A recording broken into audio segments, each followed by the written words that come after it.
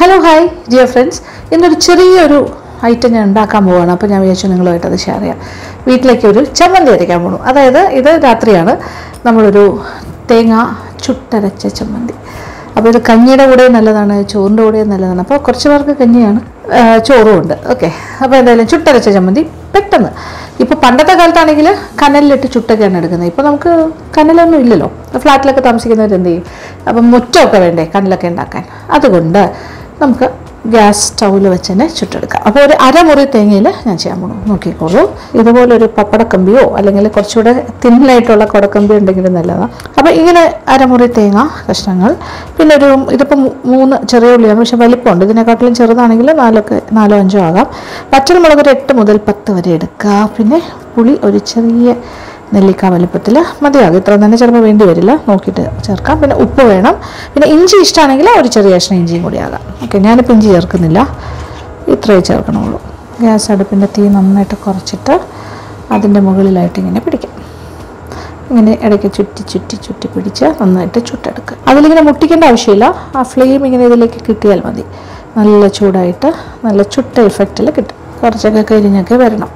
അപ്പോൾ ആദ്യം നമ്മൾ ലോ ഫ്ലെയിമിലാണ് ഇടുന്നത്. പിന്നെ വേണമെന്നുണ്ടെങ്കിൽ നിങ്ങൾക്ക് കംഫർട്ടബിൾ ആണെന്നുണ്ടെങ്കിൽ കുറച്ചൊരു എന്താ പറയുക മീഡിയം ഫ്ലെയിമിലിട്ട് വേണമെങ്കിലും ചുടാം. എന്തായാലും ഫ്ലെയിം ഇങ്ങനെ ചെറുതായിട്ട് ആ ചൂടിങ്ങനെ കിട്ടിയത് കരിഞ്ഞു കൊടുക്കുക.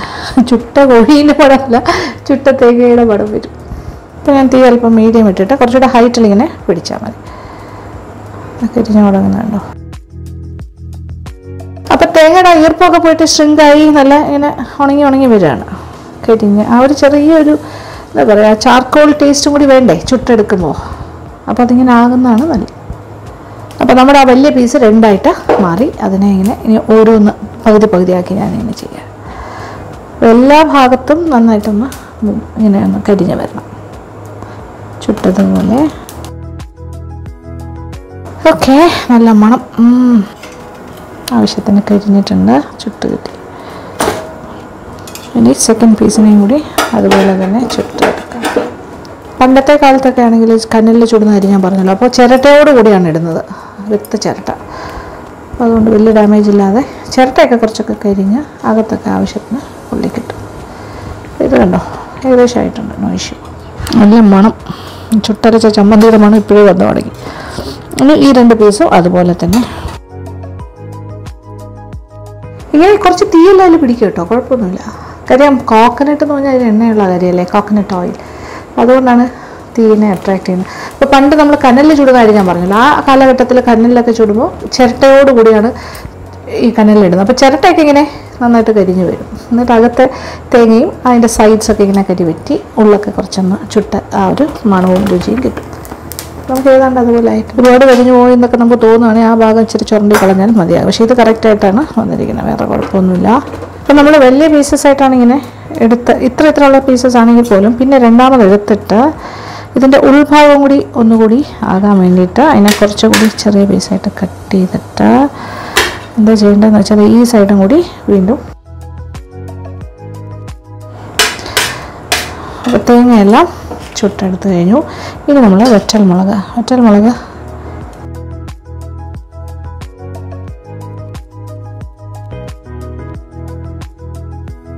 തീ കുറച്ചുകൂടെ കുറയ്ക്കാം, അല്ലെങ്കിൽ പെട്ടെന്ന് കരിയും. സിമ്മിലേക്ക് മാറ്റി. ചുട്ട മണം വന്നു തുടങ്ങി. ആഹാ, നല്ല ചുമയൊക്കെ വരുന്നുണ്ട്. അപ്പോൾ ഇങ്ങനെ നമുക്കിങ്ങനെ മൂക്ക്. ഓക്കെ, കഴിഞ്ഞു. അത് കഴിഞ്ഞു.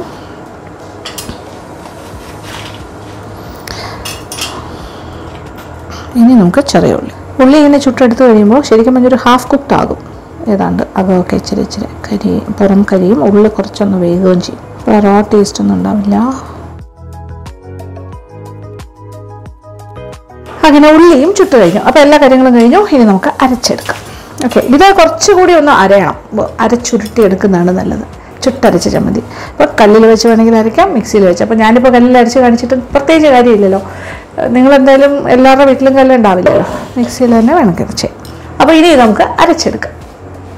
കുറച്ചുകൂടെ ചെറിയ പീസസ് ആയിട്ട് മാറ്റാം. ഇനി നമുക്ക് വറ്റൽമുളക്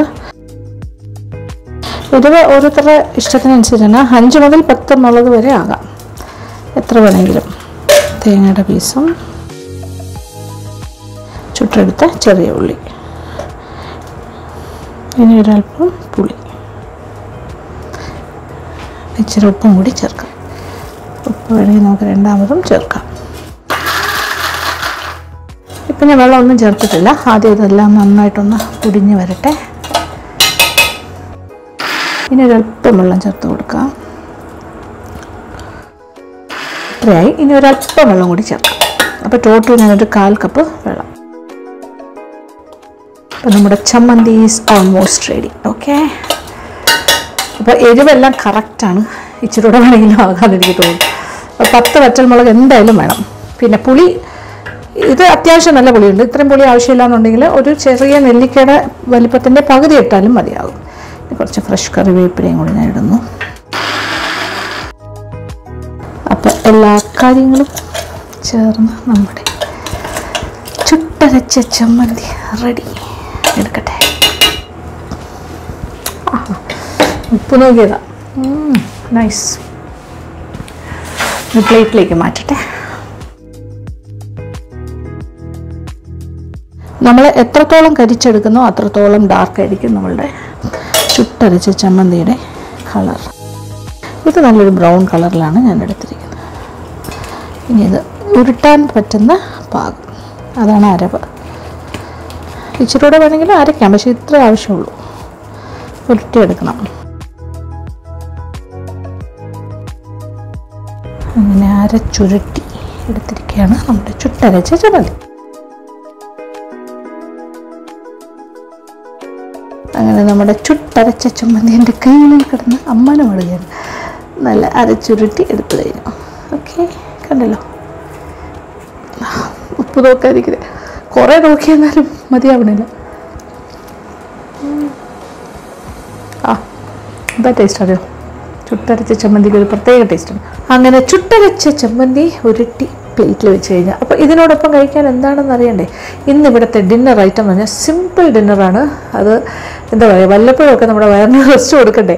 അപ്പോൾ ഇത് നല്ല പൊടിയരിക്കഞ്ഞിയും, നല്ല ചൂട് പൊടിയരിക്കഞ്ഞിയും ചുട്ടരച്ച ചമ്മന്തി, ഇതിനോടൊപ്പം ഒരു ചുട്ട പപ്പടവും കൂടിയാണ് കോംബോ വെച്ചിരിക്കുന്നത്. അപ്പോൾ പപ്പടം കൂടി ചുട്ടെടുക്കാം. പിന്നെ ഇതൊക്കെ ഒരു മഴയുള്ള രാത്രിയൊക്കെ ആണെങ്കിലുണ്ടല്ലോ എന്താ രസം. ഇത് ഡിന്നർ ടൈം ഇതാണ് പരിപാടി. അപ്പോൾ എല്ലാ കാര്യങ്ങളായി. ഇനി നമ്മൾ പപ്പടം ചുടാൻ പോകണം. പപ്പടത്തിനെ ചുട്ടെടുക്കാം.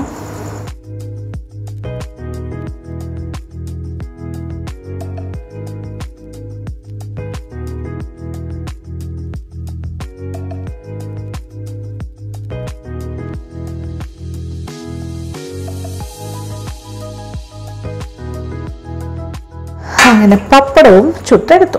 അതെ, നമ്മുടെ ചൂട് കഞ്ഞി, ആവി പറക്കുന്ന പൊടിയരി കഞ്ഞി. ഞാൻ കുക്കറിലാണ് കഞ്ഞി വെച്ചത്. നല്ല ചൂട് കഞ്ഞിയാണ്. ഇത് കുറച്ച് തിക്കായിട്ടാണ് ഞാൻ കഞ്ഞി ഉണ്ടാക്കിയിരിക്കുന്നത്. ഇനി ഇത് കുറച്ചുകൂടെ ലൂസായി വേണമെന്നുണ്ടെങ്കിൽ കുറച്ച് ചൂടുവെള്ളം കൂടി ഒഴിച്ചാൽ മതിയല്ലോ. കുക്കർ അല്ലെങ്കിൽ കുക്കറിൽ നിന്ന് ഓവർഫ്ലോ ചെയ്ത് പുറത്തേക്ക് പോകും.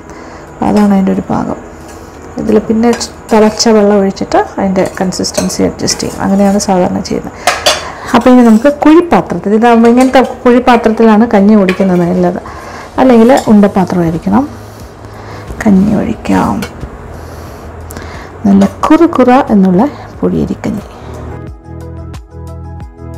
നമ്മുടെ ചമ്മന്തി, നമ്മുടെ ചുട്ടരച്ച ചമ്മന്തി ഒരു സൈഡിലേക്ക് വയ്ക്കാം. പിന്നെ നമ്മുടെ ചുട്ടപ്പപ്പടവും. Perfect combination. ഇനി കഴിച്ചാൽ മാത്രം മതി. പൊടിയരി കഞ്ഞിയും ചുട്ടരച്ച ചമ്മന്തിയും പപ്പടം ചുട്ട, അപ്പം എല്ലാം ചുടലാണെന്ന് കഴിച്ചോളാം അല്ലേ. അതെ, ചിലപ്പം ചമ്മന്തി എടുക്കാം. പപ്പടം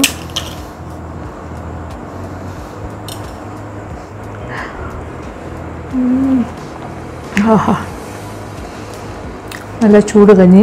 ചൂട് വെച്ചാൽ കുടിക്കാൻ പറ്റുന്ന അത്ര ചൂടായിട്ടുണ്ട്. ചമ്മന്തി എൻ്റെ അമ്മോ രക്ഷയില്ല. ചമ്മന്തി കൂടി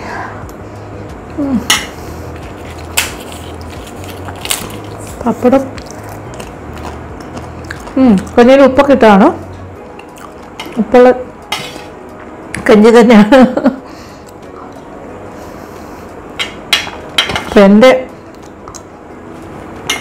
അപ്പോൾ എൻ്റെ കഞ്ഞി കൂടി നേരത്തെ തുടങ്ങി.